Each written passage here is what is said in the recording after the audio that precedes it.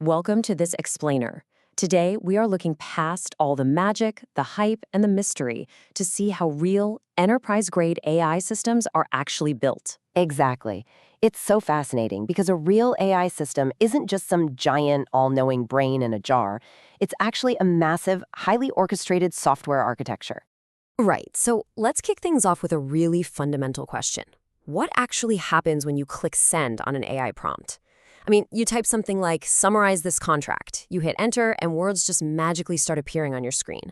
But what is literally going on behind the scenes in those milliseconds?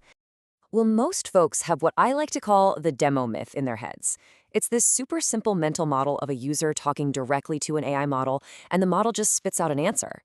But production reality, it is completely different. The AI model is actually just one single component of a massive data pipeline. A real system requires a front end, a backend orchestrator, vector search, inference engines, and monitoring all working together perfectly.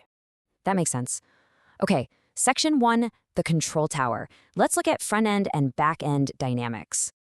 So you might assume your chat interface, the front end, just fires your prompt directly to the AI model. But honestly, that would be terrible architecture. You'd instantly expose your API keys, internal rules, and system prompts directly to the user's browser. Instead, the front end sends your request to the backend orchestrator. Think of this as the true control tower. Before the AI even knows you exist, this backend checks your authentication, verifies your permissions, enforces rate limits so you don't crash the entire system, and validates your input. Basically, a real AI app is always controlled by this backend layer. Moving on to section 2, searching by meaning. How does the backend actually search through millions of documents using embeddings and vector DBs? Actually, wait, before we get into databases, why do we even need embeddings in the first place? That's a great question. We need them because normal search just looks for exact matching words. For example, if you say, how do I reset my password? And I forgot my login credentials, you're using totally different words, right? But they share the exact same meaning. An embedding model simply takes your text and converts it into a long list of numbers that represent that underlying meaning. This means the system isn't just hunting for keyword matches, it's literally matching concepts. Now, to store all those numbers, we use something specific.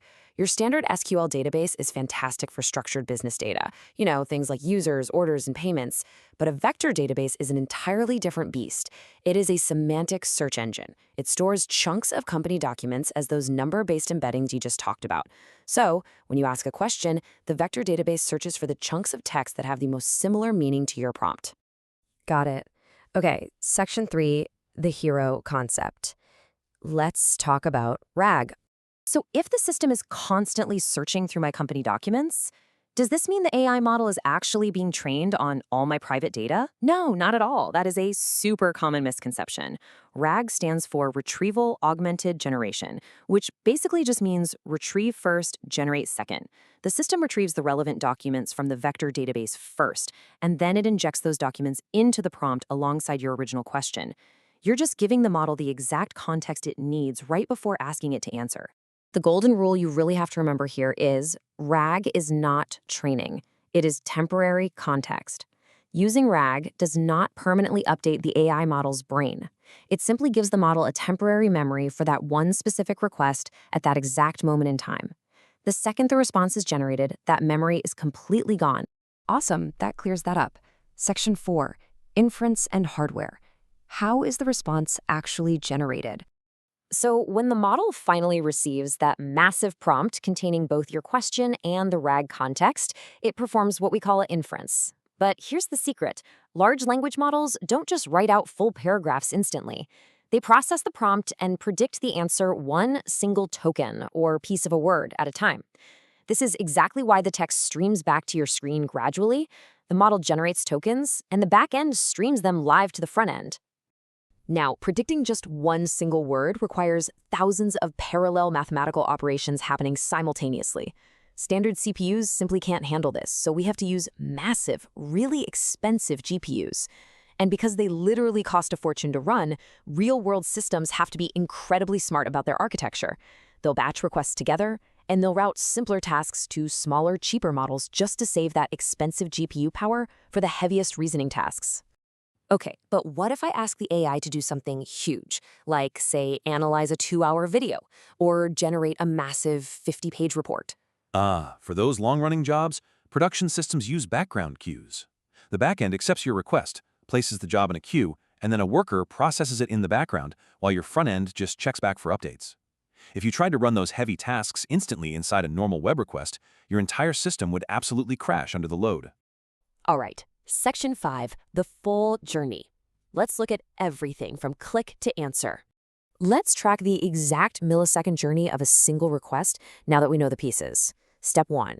The user types a prompt and the front end sends it to the back end, which handles the authentication and rate limits. Right, hitting the control tower first. Exactly. Step 2. The back end converts the question into an embedding and searches the vector database for relevant context. Step 3. RAG builds the mega prompt, combining your original question and those retrieved documents. Step 4. That prompt goes off to the GPU for heavy mathematical inference. Step 5, the model generates the answer token by token, streaming it right back to the user. And finally, Step 6, acting as the umbrella over everything, the system continuously monitors the entire process.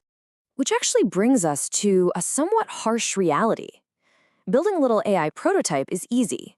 Operating one at scale is hard. If you fail to monitor metrics like latency, the exact cost and token usage per request, the heavy load on your GPUs, the actual quality of your vector retrieval, and whether the model is straight up hallucinating answers, well, your system simply isn't production ready. Without tracking these, you are flying completely blind. So it really boils down to this. The model may look like the brain, but the architecture is the body that makes the AI system actually work in the real world. An AI model isolated in a vacuum does absolutely nothing. It's the front end, the orchestrating back end, the data pipelines, and the monitoring that truly bring it to life. Yeah, that is such a great way to put it. So the next time you use a seemingly magical AI tool, ask yourself, what does the invisible body of this architecture really look like? Thanks for joining us on this explainer. Keep learning, and we'll catch you in the next one.